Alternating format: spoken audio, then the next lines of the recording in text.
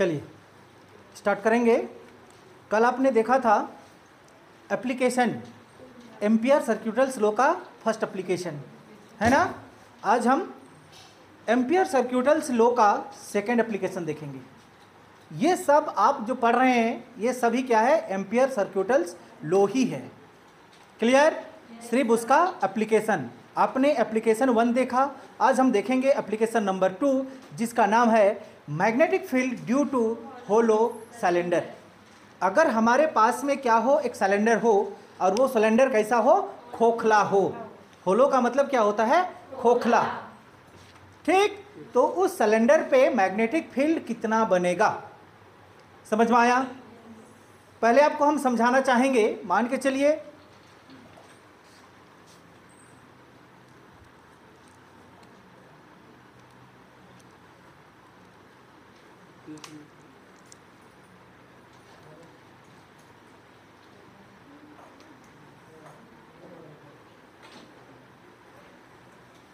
इधर भी चलना होगा। ये देखिए, ये सिलेंडर है, बीच में क्या है आपका, होलो, खोखला। समझ में आ गया। अगर हम इसके बीचों बीच से इलेक्ट्रिक करंट को सप्लाई कर दें, समझ में आ रहा है, तो ये सिलेंडर के जो अंदर भाग है वो क्या है, खोखला है, तो क्या उसमें करंट फ्लो होगा, होगा करंट फ्लो? नहीं समझ में आया। जैसे कि ये हमारा सिलेंडर है, ठीक, ये हमारा कंडक्टर, इस कंडक्टर को हमने इस तरह से पार किया। अब ये तो हमारा सिलेंडर से क्या टच है, कहीं पे नहीं है, तो क्या उस एरिया में कंडक्टर होगी, मतलब करंट होगा? नहीं होगा, क्योंकि सिलेंडर क्या है आपका, खोखला है। समझ में आया। तो इसको हम 3 केस में पढ़ेंगे, एक बार इनसाइड में पढ़ेंगे, एक बार आउटसाइड में पढ़ेंगे और एक बार सरफेस पे पढ़ेंगे कि इस तीनों जगह पे मैग्नेटिक फील्ड क्या क्या बनती है। क्लियर? चलिए, पहला यहाँ पे देख लीजिए, a hollow cylinder is one to which any given current will distribute on the surface of the cylinder. अगर हम करंट को यहाँ पे सप्लाई करते हैं तो होलो सिलेंडर का में करंट कहाँ पे डिस्ट्रीब्यूट होता है, केवल सरफेस में। अंदर डिस्ट्रीब्यूट होगा क्या? नहीं होगा। क्यों नहीं होगा? क्योंकि अंदर आपका खोखला है, कुछ है ही नहीं ना, तो अंदर कहाँ पे डिस्ट्रीब्यूट होगा? नहीं होगा। सिर्फ कहाँ पे होगा, इसका सरफेस में। बात समझ में आया? ध्यान से देखिएगा। It means there is no current inside the cylinder. इसका क्या मतलब हुआ कि सिलेंडर के अंदर पे करेंट नहीं है। नहीं है का मतलब समझ में आता है कि इसके अंदर क्या है, खोखला है। अगर पूरा सॉलिड रहता, इस तरह से क्या रहता, सॉलिड, तो उसके अंदर में भी करंट रहता, लेकिन सिलेंडर कैसा है, खोखला है। खोखला है तो करंट नहीं रहेगा। समझ में आया? चलिए आगे ध्यान से देखिएगा। Consider a hollow cylinder of radius capital R and carrying current I। ध्यान से समझिएगा इसको। होलो सिलेंडर,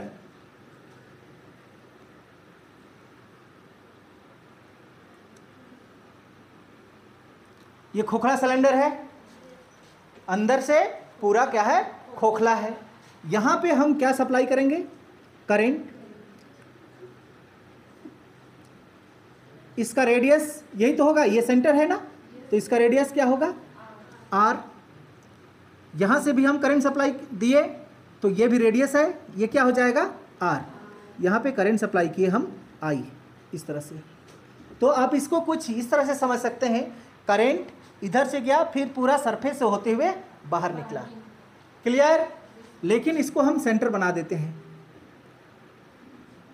इस तरह से। अंदर क्या है, खोखला है ये। ठीक, अब हम इसके अंदर पे क्या करेंगे, एक पॉइंट लेंगे। ध्यान से समझिए, ये लिखा हुआ आपको समझ में आ गया होगा कि रेडियस आपका क्या है, R, और इसमें करंट कितना है आपका, I। अब केस 1 में हमको क्या करना है, magnetic field inside the cylinder. ठीक, ये सिलेंडर है, तो इस सिलेंडर के अंदर पे मान के चलिए हम एक पॉइंट लेते हैं, इस पॉइंट का नाम दे देते हैं P। इनसाइड द सिलेंडर है, इस पॉइंट पे P पे क्या निकालेंगे हम लोग, मैग्नेटिक फील्ड निकालेंगे। तो सपोज इस वायर से लेकर इस पॉइंट P का दूरी को हम क्या मान लेते हैं, स्मॉल r मान लेते हैं। क्या बात समझ में आया? कैपिटल आर यहाँ पे क्या है इसका रेडियस, और स्मॉल आर क्या है, जहाँ पे हम लोग पॉइंट पी लिए हैं, जहाँ पे मैग्नेटिक फील्ड को कैलकुलेट करेंगे। अगर आप यहाँ पे बनाना चाहें तो ये पी को मान के कंसेंट्रिक सर्कल कर दें तो इसका इतना बड़ा होगा, तो एक तरह से पी पॉइंट का वो रेडियस ही बन गया। समझ में आया? इस केस में आप क्या दिखाई दिया आपको, capital are is greater than small R, capital R बड़ा है, स्मॉल आर छोटा है कि नहीं है? अब ध्यान से समझिए, since there is no current inside the cylinder, क्या बात समझ में आया? सिलेंडर के अंदर पे करंट हमारा है नहीं है। क्यों नहीं है? क्योंकि वो खोखला है, होलो है। अगर इसके अंदर पे करंट नहीं है तो क्या उसमें मैग्नेटिक फील्ड का निर्माण होगा? एक चीज हमेशा याद रखिएगा, जहां पे करंट है वहां पे आपका मैग्नेट है, और जहां पे मैग्नेट है वहां पे करंट है। समझ में आया? तो इसके अंदर पे करंट क्या है? जीरो है, तो मैग्नेटिक फील्ड भी क्या होगा? जीरो होगा। समझ में आ गया? Therefore magnetic field inside the cylinder is zero. अगर इनसाइड में करंट जीरो है तो मैग्नेटिक फील्ड भी क्या होगा? जीरो होगा। क्लियर? चलिए, डाउट है? सिर्फ इतना सा लिखना है, मैग्नेटिक फील्ड क्या है, इसके अंदर पे जीरो है, तो जीरो है मतलब क्या एक्सप्रेशन निकलेगा उसका? कुछ भी एक्सप्रेशन नहीं निकलेगा, सीधे हम लिख देंगे कि इसका अंदर पे क्या है, इलेक्ट्रिक करंट जीरो है, तो इसका मैग्नेटिक फील्ड भी क्या होगा? जीरो होगा। बात समझ में आया? चलिए, केस 2,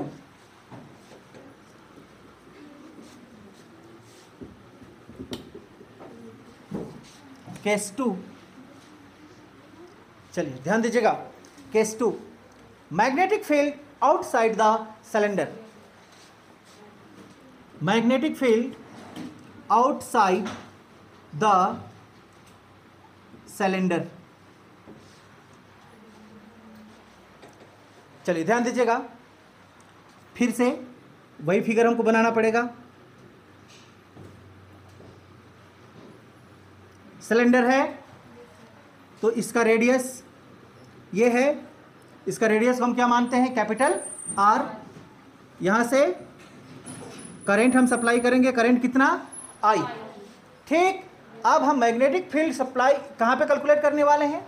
आउटसाइड में, सिलेंडर की बाहर। तो यहां पे हम एक पॉइंट ले लेते हैं, इस पॉइंट का नाम क्या दे देते हैं? पी। ठीक, तो ये कंडक्टर वायर है, जहां से हम इस पी पॉइंट का दूरी को क्या मान लेंगे? आर। क्या बात समझ में आया? इस पी को आप कोसेंट्रिक मान के एक सर्कल ड्रॉ करेंगे तो आपको इस तरह से एक सर्कल मिला दिखाई देगा, है ना? इस तरह से। चलिए, ये कब, अब इसका केस को ध्यान से देखिए कि यहां पे small are is greater than capital R हो गया है कि नहीं है? चलिए, अब इस सिलेंडर का सरफेस में तो हमारा करंट है, और सरफेस का इसमें करंट है, तो इसकी चारों ओर क्या बना? मैग्नेटिक फील्ड बना। कहां तक बना? पॉइंट पी तक, जहां पे हम लोग कैलकुलेट करेंगे। ठीक, लिखेंगे एक लाइन में, लिखिएगा, consider a point P outside the cylinder. Cylinder के आउटसाइड में हमने एक पॉइंट लिया जिसका नाम क्या है? पी है। हो गया?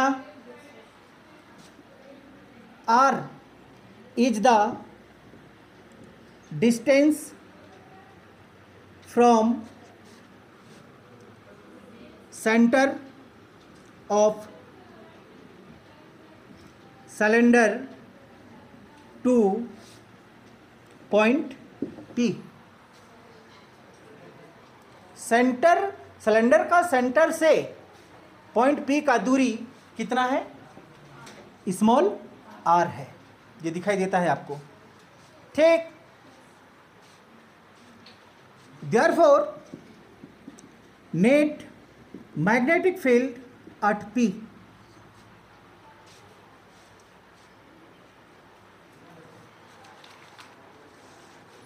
ये पढ़ रहे हैं हम लोग एप्लीकेशन ऑफ बायर, ये एम्पियर सर्क्यूटल्स लॉ, ठीक।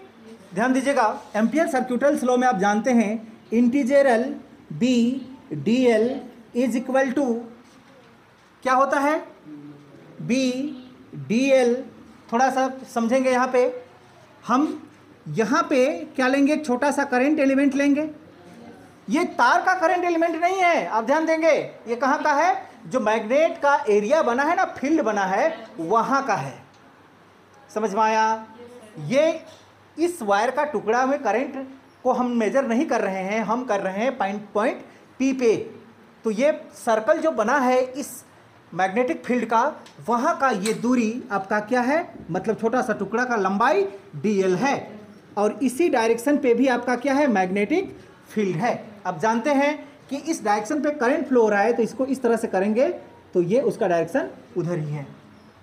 क्लियर? तब यहाँ पे B और DL के बीच में फिर से एंगल को देखिए, दोनों का डायरेक्शन क्या है? सेम। DL और B का डायरेक्शन, दोनों का डायरेक्शन क्या है? सेम। इस वजह से यहाँ पे थीटा क्या हो जाएगा? आपका 0 डिग्री हो जाएगा। क्लियर? अब ये डॉट प्रोडक्ट है, तब पीछे पढ़ चुके हैं। ये किसके साथ जाने वाला है? कोस के साथ, यानी कि कोस ऑफ थीटा। और क्या होगा? Integral B D L is equal to B D L होगा। थीटा का वैल्यू आप 0 डाल देंगे तो कोस 0 का वैल्यू 1 होता है, ठीक।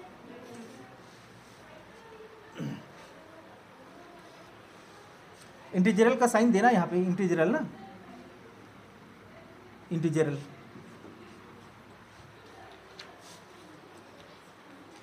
हो गया? चलिए ध्यान दीजिएगा। और integral B D L is equal to, ये बी तो आपका कांस्टेंट है, बी को बाहर निकालेंगे, इंटीजरल डी एल। आप जानते हैं इंटीजरल डी एल का वैल्यू, बोलिए, 2 पाई आर।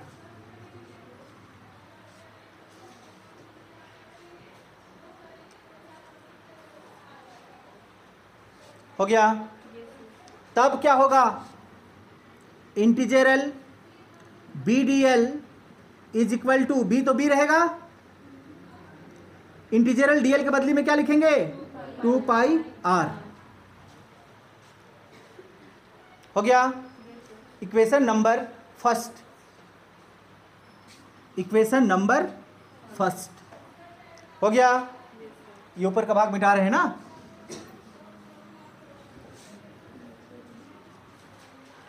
चलिए, now applying ACL, ampere circuitals law. बोलो, ampere circuitals law, integral BDL is equal to mu naught I. यही तो सीखे हैं आप एम्पियर सर्क्यूटल्स लॉ में। हो गया? चलिए, from equation first and second, equation first and second, ध्यान दीजिएगा। क्या लिखा हुआ है? इंटीजरल BDL। ये भी क्या लिखा हुआ है? इंटीजरल BDL। क्या इंटीजरल BDL के बदले में आप B डॉट 2 पाई आर लिख सकते हैं?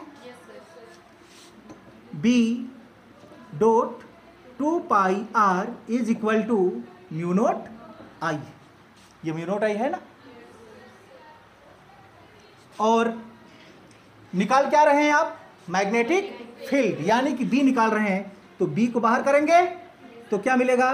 Mu naught I by 2πr मिलेगा। देखिए आउटसाइड पे आपका इतना मैग्नेटिक फील्ड बनेगा।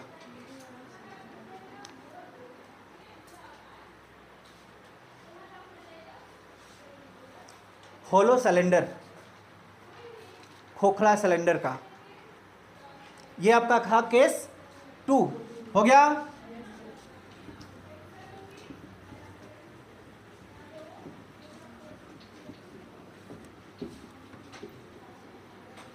Case 3,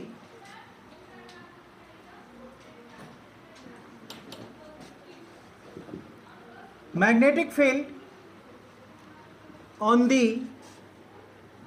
surface of cylinder. चलिए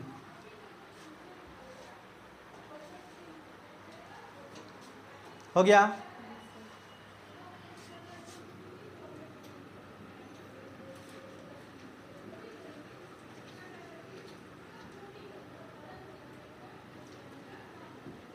radius r, current I, surface पे पॉइंट मानेंगे, यहाँ पे ये r है, इसको भी कॉन्सेंट्रिक मान के एक सर्कल ड्रॉ करेंगे तो हमको इस तरह से मिलेगा। यहाँ पर भी जो वही है आपका छोटा सा जो करंट एलिमेंट dl, और इसी डायरेक्शन पे आपका क्या है मैग्नेटिक फील्ड, ये जानते हैं आप, ठीक।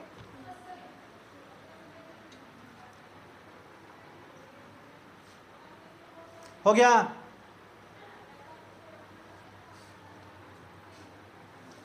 ध्यान दीजिए, ये इसको आप ध्यान से देखिए तो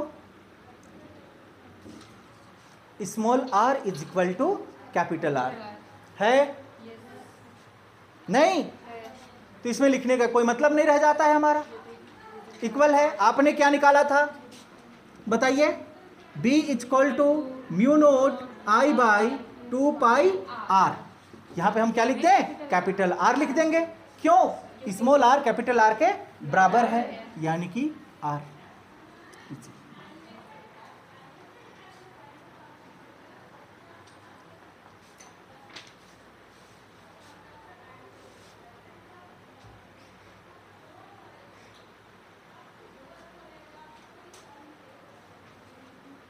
हो गया।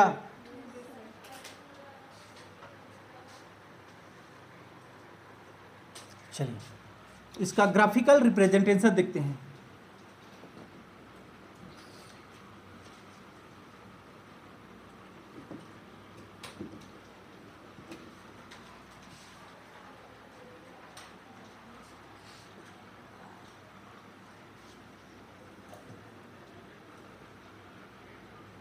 ये डायरेक्शन मैग्नेटिक फील्ड को दिखाएगा, ये डायरेक्शन आपका डिस्टेंस को दिखाएगा, यानी कि R, ठीक।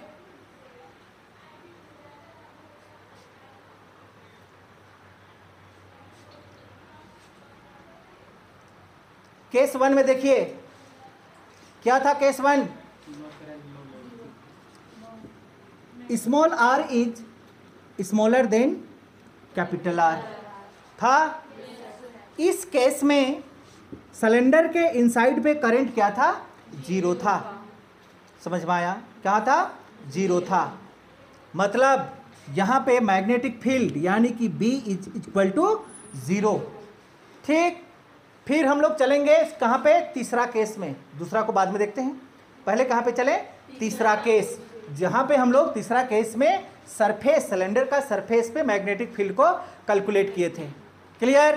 तो देखिए मैग्नेटिक फील्ड को यहाँ पे कैलकुलेट किए थे तो हमको मैग्नेटिक फील्ड यहाँ पे क्या मिलेगा, मैक्सिमम मिलेगा।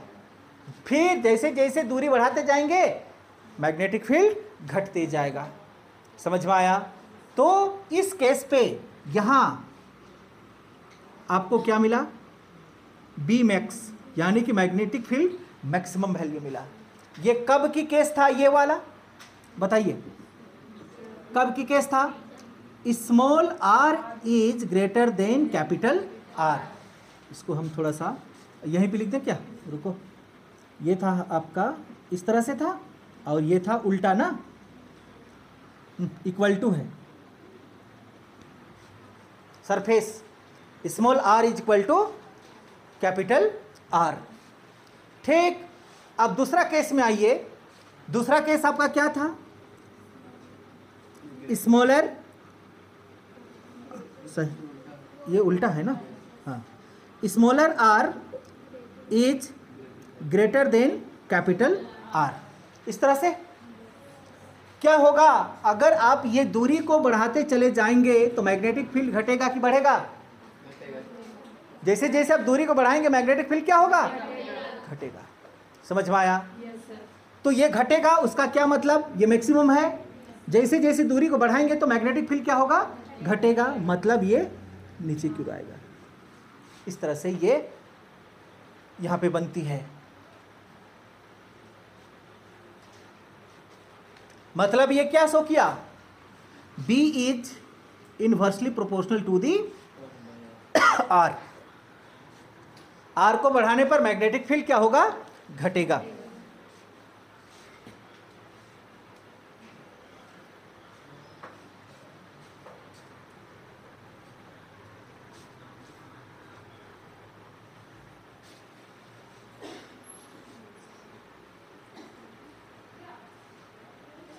आया समझ में इसका ग्राफ? यहां पे देखिए मैग्नेटिक फील्ड क्या था? 0। क्यों? क्योंकि वो होलो था, खोखला था, इस वजह से उसके अंदर पे करंट फ्लो नहीं होता, और जहां पे करंट नहीं होगा वहां पे मैग्नेटिक फील्ड भी नहीं होगी। अगर करंट 0 है तो मैग्नेटिक फील्ड भी क्या होगा? 0। किस केस में? जब आपका स्मॉल r छोटा था कैपिटल R की अपेक्षा में। ठीक, फिर जब हम लिए स्मॉल r किसके बराबर आ जाए?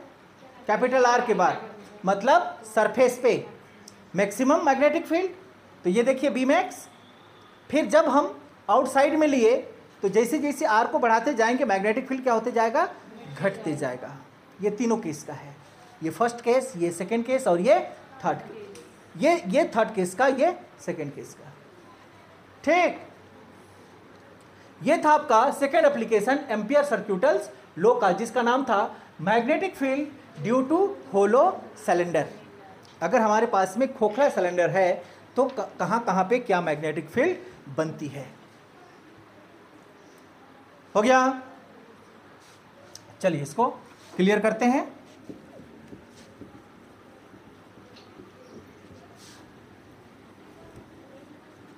ये होलो को मिटाते हैं और यहां पे लिखते हैं solid. Magnetic field due to solid cylinder.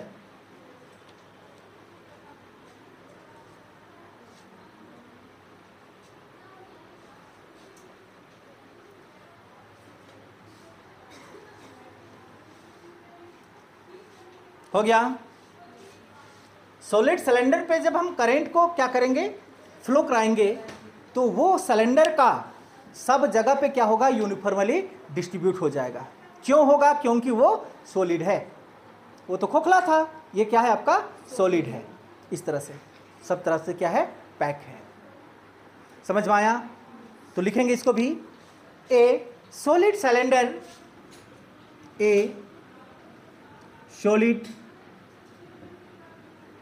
Cylinder is 1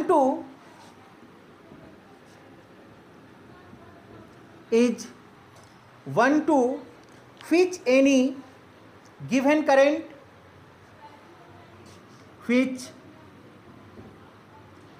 any given current distribute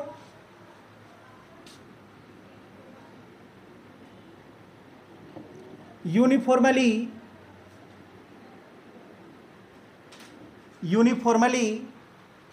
over the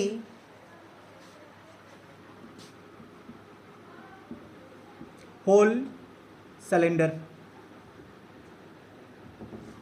hollow cylinder में सिर्फ उसका सरफेस में डिस्ट्रीब्यूट हुआ था, अंदर पे डिस्ट्रीब्यूट नहीं हुआ था। खोखला था ना, और ये सॉलिड है तो पूरा सिलेंडर में क्या होगा? डिस्ट्रीब्यूट होगा। क्लियर? थोड़ा सा लिख लेते हैं। Consider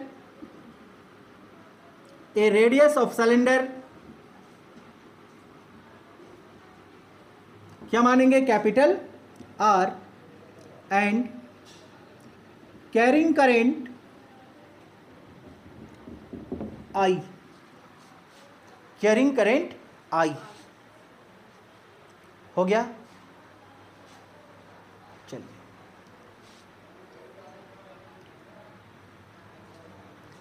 case 1,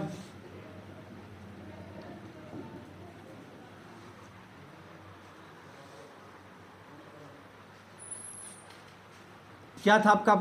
small r is smaller than capital R, यही था ना first case.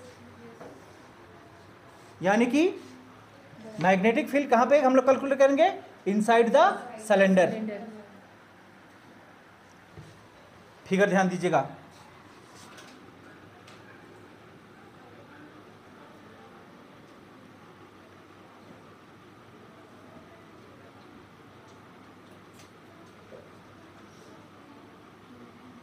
Current I, radius कितना? R। एक पॉइंट लेंगे सिलेंडर के अंदर। चलिए यहाँ पे हम एक पॉइंट लेते हैं, ये सिलेंडर के अंदर पे है। इसको अगर आप सेंटर मान के कोसेंट्रिक एक सर्कल खींच देते हैं तो इस तरह से ये सर्कल बन जाता है। बात समझ में आया? तो ये सर्कल यहाँ से लेकर यहाँ तक बना हुआ है, उतना मोटा पूरा सिलेंडर ना है। क्या समझ पा रहे हैं आप? कहने का मतलब है कि ये इतना बड़ा है तो सभी जगह इतना ही बड़ा है। इस तरह से यहाँ से लेकर यहाँ तक पूरा बीचों बीच पॉइंट P। समझ पाई? अब बताइए, क्या यहाँ पे मैग्नेटिक फील्ड होगा? इनसाइड सिलेंडर के जहाँ पॉइंट P माने हैं वहाँ पे मैग्नेटिक फील्ड होगा? क्यों होगा? क्योंकि ये हमारा सॉलिड है और सॉलिड में यूनिफॉर्मली करंट आपका डिस्ट्रीब्यूट हुआ है। क्लियर? अगर करंट है तो आप जानते हैं ये जो सर्कल बना इसका छोटा सा लेंथ क्या होगा? dl, और इसी डायरेक्शन पे आपका मैग्नेटिक फील्ड भी है। क्लियर? इस केस में dl और b के बीच में एंगल कितना? 0 डिग्री। क्यों? क्योंकि दोनों का डायरेक्शन क्या है? सेम है। तो यहां पर भी आपका theta equal to 0 degree. Clear? ये फिगर को जल्दी से आप नोट करेंगे। बन गया फिगर? चलिए, consider a point P, consider a point P inside the cylinder, inside the cylinder, inside the cylinder at a distance small r from center of cylinder। लिखेंगे सिलेंडर,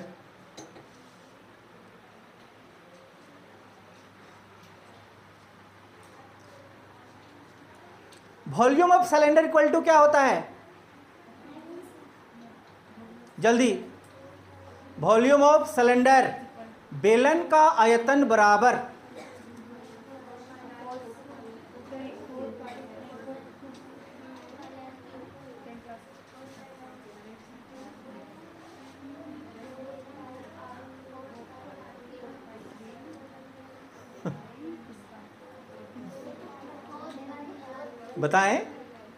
बताएं।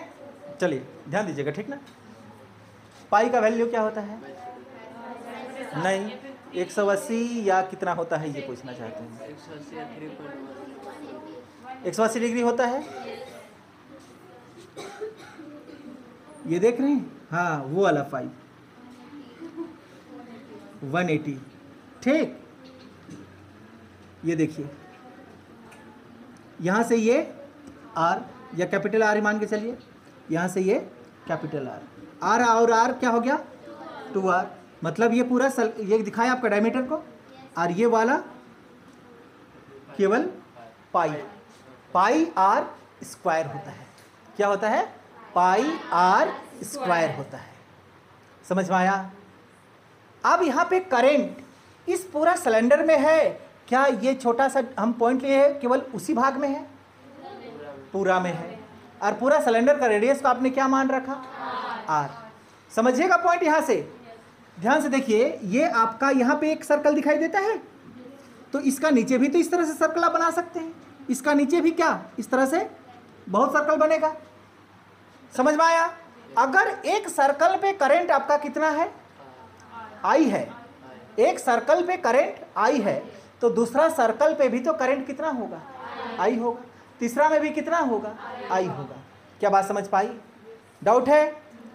देयरफॉर पाई आर स्क्वायर मतलब ये वाला volume area, ठीक। इसमें current कितना है? आई है, ठीक। तो एक सर्कल पे कितना करंट होगा? नहीं समझ में आया? बताओ।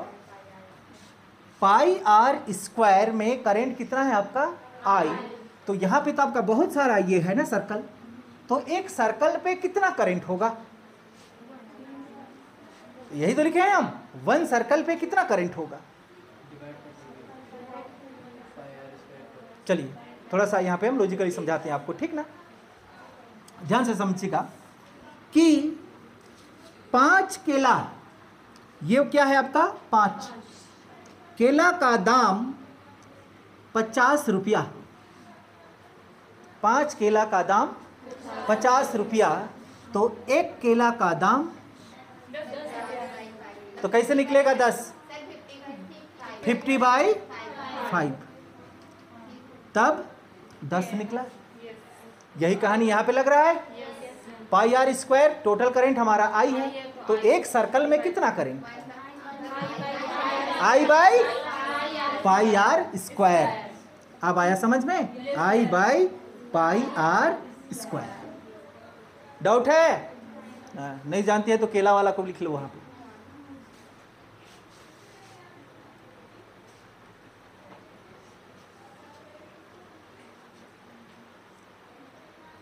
क्लियर? एक सर्कल पे कितना current? Pi are square, 1 by मतलब I by pi are square current. तो अगर हमारे पास में 10 सर्कल है, तो 10 सर्कल में कितना करंट?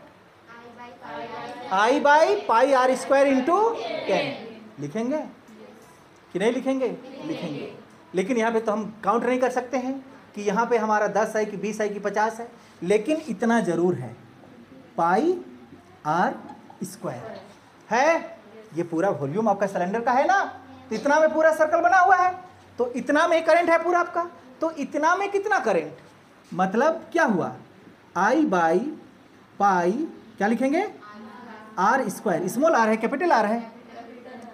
ये हम किसकी बात कर रहे हैं? हम लोग स्मॉल आर की बात कर रहे हैं ना अभी शायद। स्मॉल आर, ये देखिए ये वाला आपको हम दिखा ही देते हैं, इनसाइड निकाल रहे हैं ना। हाँ, ये तो पूरा सिलेंडर वाला था। अब हम ये छोटा सा सिलेंडर वाला निकालेंगे जो अंदर पे गोल किए हैं उसका।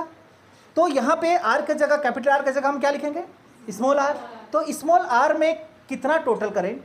तो आई बाई बताइए pi capital are square into pi small r square. वही तो बताए थे, अगर 10 यहाँ पे रहता तो आप 10 से मल्टीप्लाई करते इधर। समझ में आया?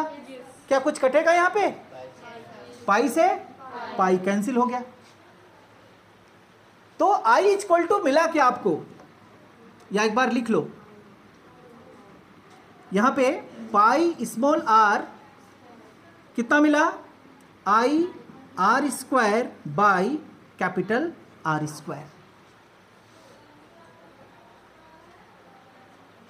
क्या बात समझ में आया? यहां equal to they the.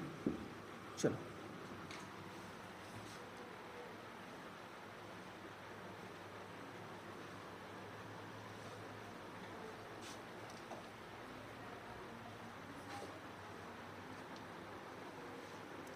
Doubt तो नहीं है किसी को? यहाँ पे पूछना है तो पूछ सकती है, अभी भी नहीं है ना? एक बार फिर लेकिन समझाना चाहेंगे। ये आपका पूरा क्या है, सिलेंडर है।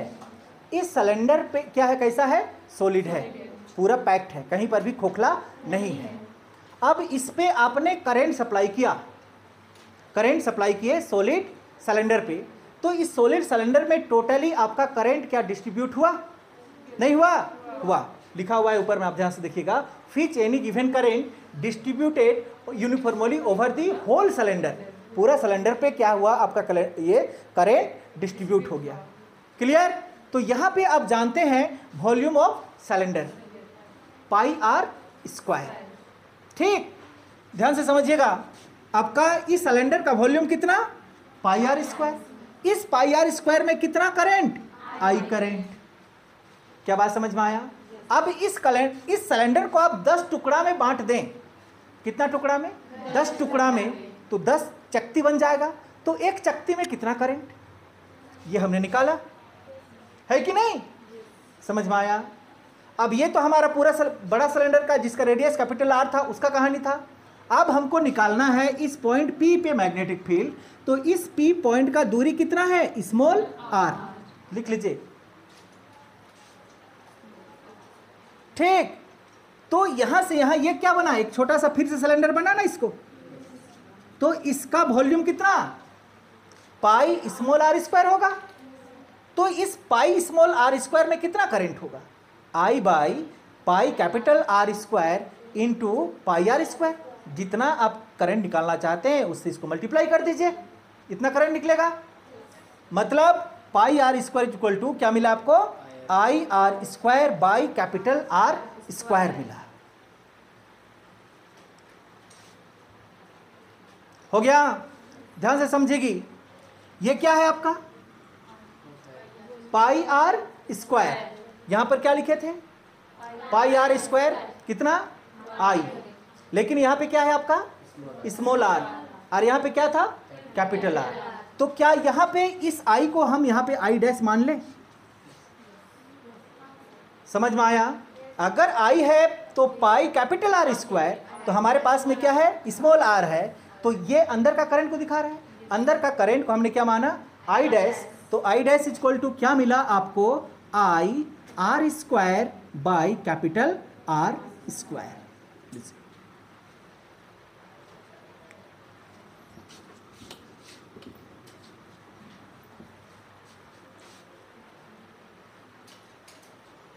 हो गया। Now net magnetic field earth point P, ये जो पॉइंट P लिए है ना यहाँ पे हमारा टोटल मैग्नेटिक फील्ड क्या बनेगा। अब जानते हैं integral BDL is equal to, theta भी तो वही है 0 डिग्री है कि नहीं, तो क्या लिखेंगे इंटीजरल BDL cos of theta. Theta का वैल्यू 0, मतलब क्या मिलने वाला है, VDL मिलने वाला है। ठीक, integral BDL is equal to integral BDL मिलेगा। क्यों, क्योंकि आपका थीटा इक्वल टू क्या है 0 डिग्री। क्यों, क्योंकि DL और B का डायरेक्शन क्या है यहां पर सेम है, समझ में आया। और इंटीजरल BDL इज इक्वल टू, जो कांस्टेंट वैल्यू उसको बाहर करेंगे, फिर इंटीजरल DL।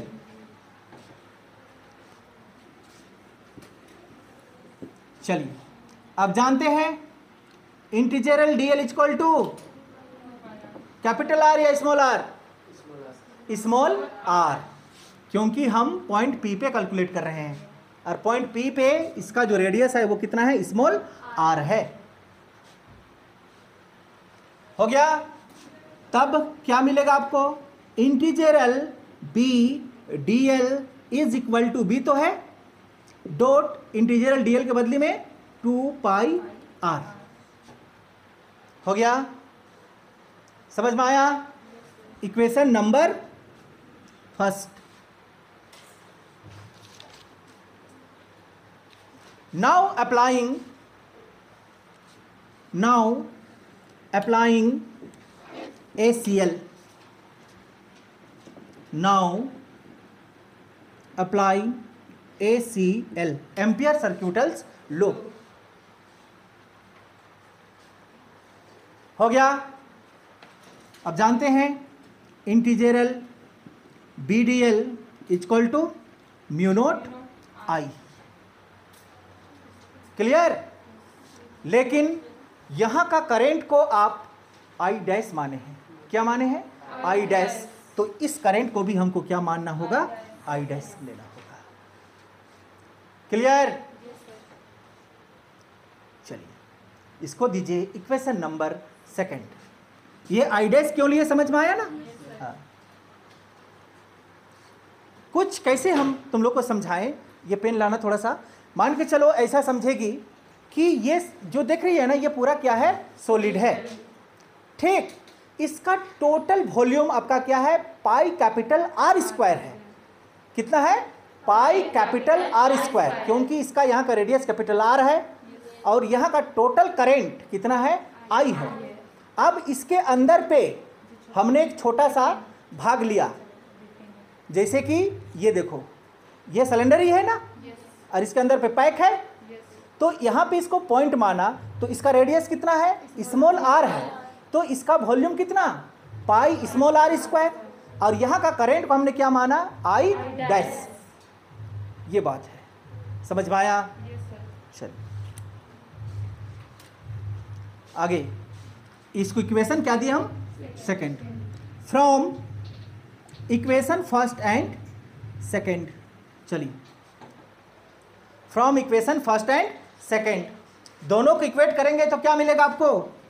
B dot 2 pi are is equal to mu naught I dash मिलेगा क्या?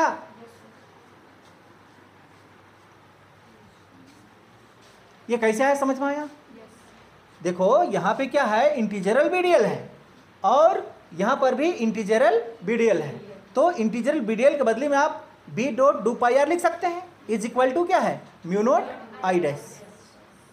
डाउट है? चलिए आगे। और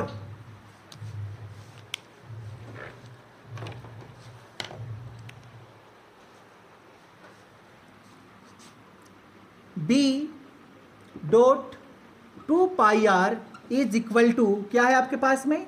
म्यू नॉट, फिर क्या है? I dash. क्या आपको आई डैश का वैल्यू पता है? जल्दी बताओ। I small r square by capital are square. हो गया। और B इज इक्वल टू क्या मिलेगा? Mu naught I small r square by 2 pi r capital are square. मिलेगा कि नहीं मिलने वाला है? मिलेगा। तो मिलेगा तो कुछ तो कटेगा यहाँ पे। ये R से ये एक R कैंसिल होगा है। तो क्या मिला आपको? B equal to mu naught I r by 2 pi capital are square. इतना मैग्नेटिक फील्ड बनेगा सॉलिड सिलेंडर के अंदर, इनसाइड में।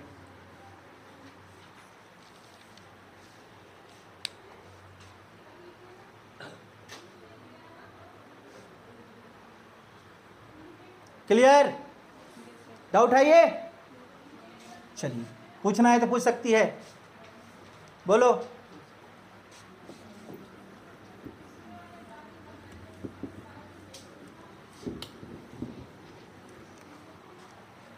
केस 2,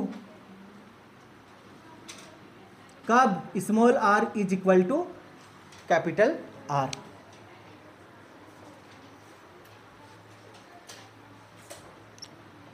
फिगर तो बनाना ही पड़ेगा।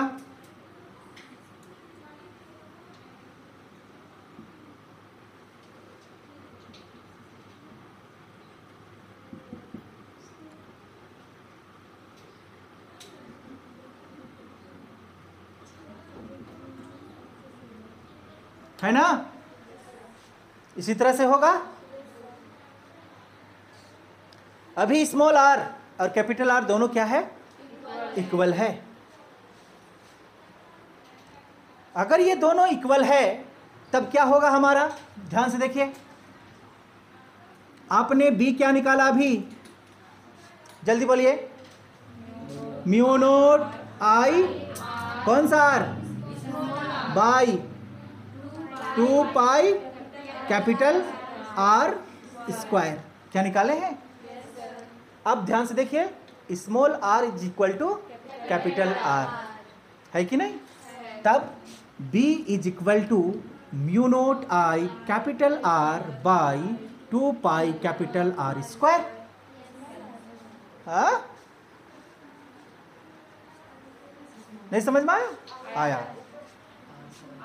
आर से एक आर कैंसल, तो यहां पे मैग्नेटिक फील्ड सरफेस में क्या बन जाएगा, mu naught I by 2 pi are.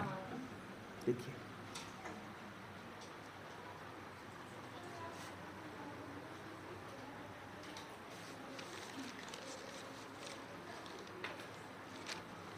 Hollow cylinder को जरा सा पलटिएगा और उसका सरफेस पे देखिए कितना बना था।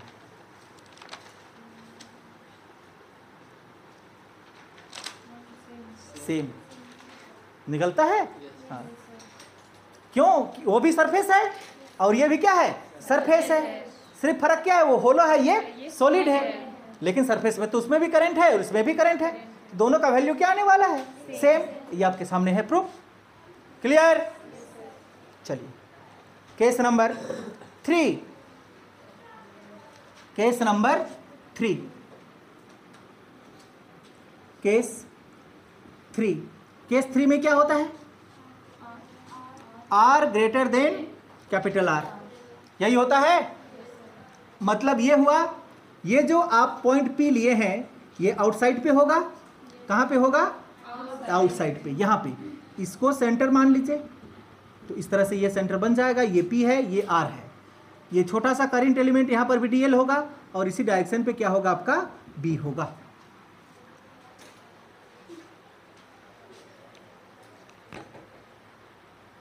हो गया।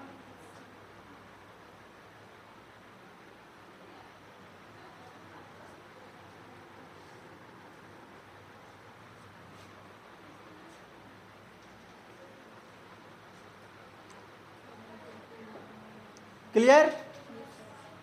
तब यहां पे क्या होगा आपका, B इक्वल टू, ध्यान से देखिए, mu naught I by 2 pi r. नहीं समझ में आया। अब कहां पे निकाल रहे हैं, आउटसाइड में। आउटसाइड का रेडियस कितना, स्मॉल आर। तो अगर सोल्व भी करेंगे आप तो कैपिटल आर के जगह पे आपको क्या मिलने वाला है, स्मॉल आर मिलेगा।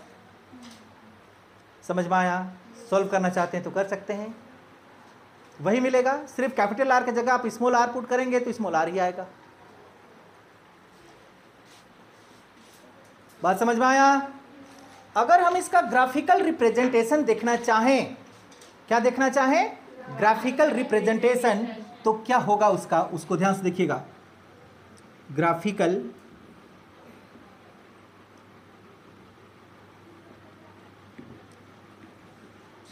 एक और हम किसको लेंगे, आर को, एक और लेंगे मैग्नेटिक फील्ड को, है ना। सॉलिड सिलेंडर में क्या होता है कि जैसे जैसे आप अंदर से, सेंटर से सरफेस की ओर आएंगे तो मैग्नेटिक फील्ड बढ़ते जाएगा, ठीक। सरफेस से दूर चलते जाएंगे फिर से मैग्नेटिक फील्ड घटते जाएगा। बात समझ में आया। तो पहला केस आपका क्या था, क्या था, capital are is greater than small r, है। स्मॉल आर क्या था आपका, अंदर का जो पॉइंट हमने P माना था उसका डिस्टेंस। तो वो आर को आप जब बढ़ाते जाएंगे कहां तक, सरफेस तक, वैसे वैसे उसका मैग्नेटिक फील्ड क्या होते जाएगा, बढ़ते जाएगा। मतलब ये धीरे धीरे क्या होते जाएगा, बढ़ते जाएगा। और किसको छुएगा, B मैक्स को। B मैक्स कब होता है, small r is equal to capital R। बात समझ में आया। ये वाला small r is equal to capital R। अब इस दूरी को आप आगे बढ़ाएंगे तब आप क्या होगा, मैग्नेटिक फील्ड घटते जाएगा, मतलब ये इस तरह से होते जाएगा। बात समझ में आया? ये कब का कहानी है? R is greater than capital R। ये शो किया magnetic field is inversely proportional to the R को। ध्यान से देखिए, आया समझ में?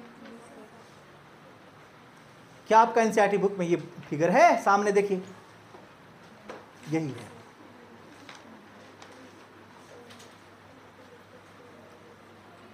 इसका अंदर पे इतना सारा चीज छुपा होता है, जबकि ये एनसीईआरटी बुक में नहीं दिखाई देता है।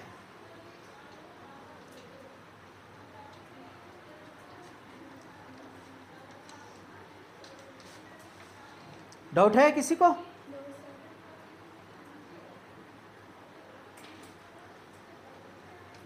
चलिए,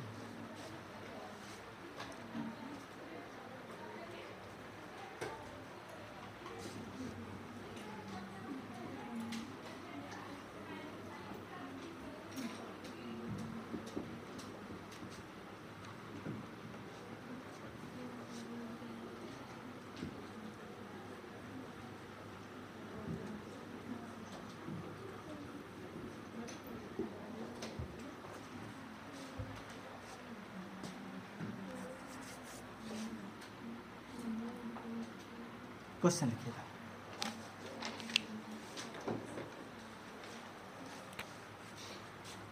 ए सॉलिड सिलेंडर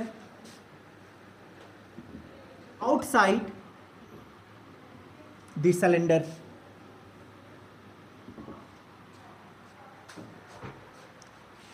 क्या बात समझ में आया? चलिए आपको समझाते हैं हम यहाँ पे। ये ध्यान से देखिएगा, ये सॉलिड है ना, क्वेश्चन में लिखा हुआ है सॉलिड सिलेंडर, ठीक?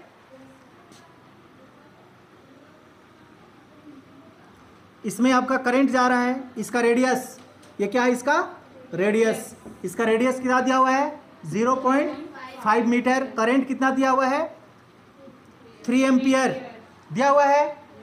इसका आउटसाइड पे हमने एक पॉइंट लिया, ये पॉइंट दिखाई देता है आपको? यहां से इसका रेडियस यानी कि स्मॉल r कितना है 0.75 मीटर। तो B equal to question mark. चलिए, फॉर्मूला याद है ना कि नहीं है? है तो बनाइए। क्या जानते हैं आउटसाइड का formula? B equal to mu naught I by 2 pi capital R small r। Small r, यहाँ पे कैपिटल R का कोई काम नहीं है। ध्यान से देखिएगा, जो कैपिटल R का वैल्यू है उसको कभी भी आप पुट नहीं करेंगे क्वेश्चन में, लेकिन मेंशन रहेगा। वो सिलेंडर का रेडियस है, जबकि जहां पे आपको मैग्नेटिक फील्ड कैलकुलेट करने बोला है उसका ये है आउटसाइड द सिलेंडर। चलो बताओ, नहीं पता? हाँ, लो इधर ध्यान दीजिए। Mu naught by 4 pi equal to 10 power -7 होता है। तो म्यू नॉट इक्वल टू क्या होता है 4 पाई इंटू 10 पावर -7 होता है। तो क्या वैल्यू चाहिए आपको? नहीं समझ में आया? आया तो निकालो ना। B equal to mu naught के जगह में क्या लिखेंगे 4 pi into 10 power -7 into 3 by 2, तो 2 ही रहेगा, पाई को पाई रहने दो, काट देना, चलेगा क्या? फिर इंटू R 0.75। अब बताओ, थोड़ा सा दिमाग को लगाना होगा। बोलो, ये पाई से ये पाई कैंसल, 2 से कैंसल, क्या मिला आपको? B equal to 2 into 10 power -7 into 3 by 0.75।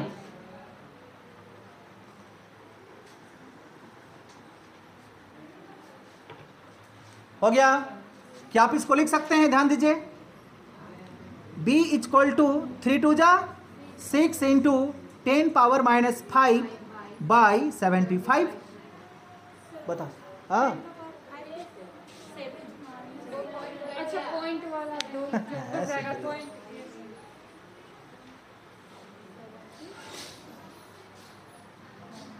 समझ तो पाई ना?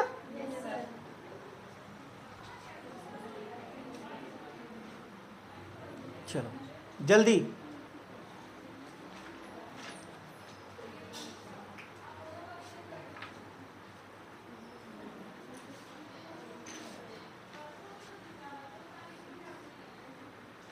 तीन से कटेगा तो काटो ना पहले। 25 या 75 होता है। नहीं, 3 दूना 6, 3 से काटेंगे ना, और ये 25 होगा। कितना मिला? 2/25। 2/25 इंटू 10⁻⁵ दे दो भाग। हाँ 0.08। नहीं, 25 8 है 200। 0.08 b इक्वल टू क्या आएगा? 0.08 इंटू 10⁻⁵ टेस्ला।